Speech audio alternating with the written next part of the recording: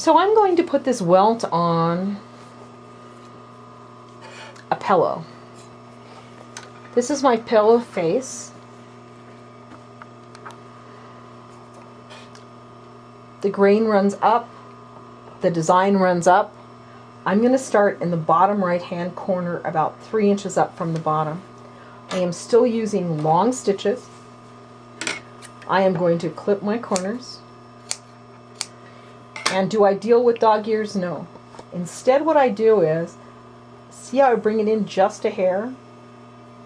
And then I make it almost but not quite square coming around this corner. I hold it, and that will take care of the dog ear.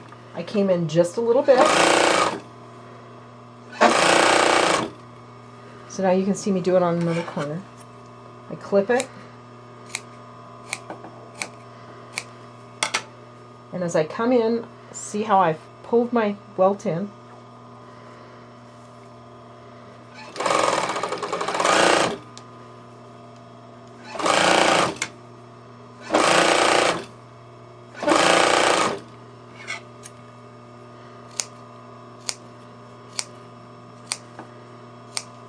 I have a lot of employees, and one of the things that I've learned is that precision makes everything look the same.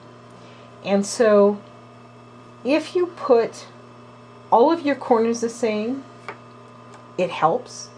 Everybody's pillows look the same. If you always use 1 3/4 inch, you always have a 1/2 inch seam allowance, unless of course you change the size of your welt.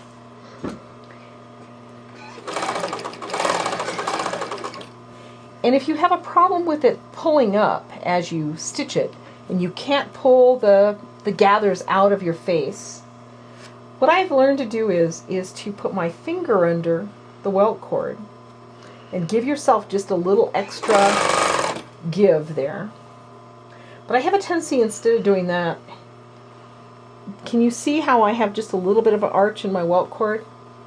I hold it with one hand and I smoosh it down with the other. And that will do the exact same thing. The key is to do it the same way every time.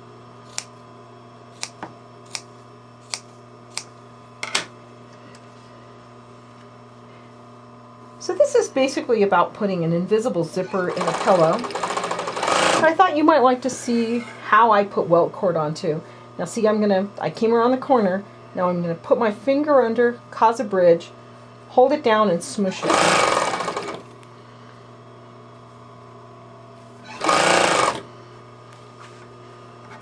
Until I get to here. So I have an overlay of about 3 inches each way. And since I have long stitches in my welt, I can slice it up pretty easily. Well, kind of.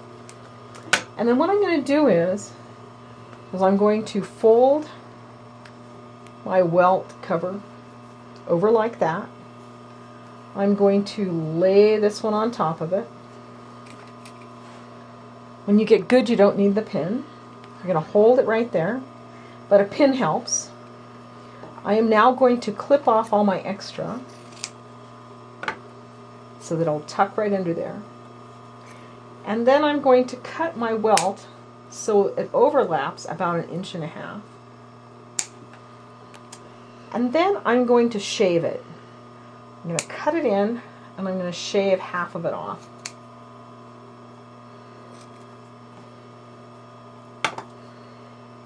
Then I'm going to take this side and do the exact same thing.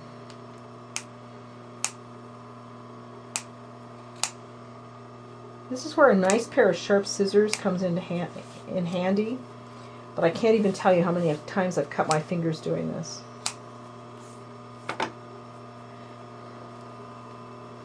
So I have my welt cover, I have the underpiece, I have this piece, and as it comes around, I'm going to test drive it to see if it's the same, it feels the same as here and here. Feels pretty good. And notice this guy's out here. There's a reason for that.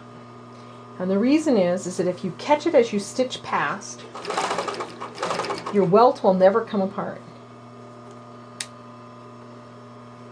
Now then, what I'm going to do is I'm going to hold my welt here tight until I get just past it. And then I'm going to pull the bottom side to get it tight. And you'll notice, here's my welt. It's caught in the seam. It won't ever pull apart. Even if you wash it, it won't pull apart. So now I have welt on my pillow. Now we're going to go to the next step, which is putting in an invisible zipper in the bottom of your pillow.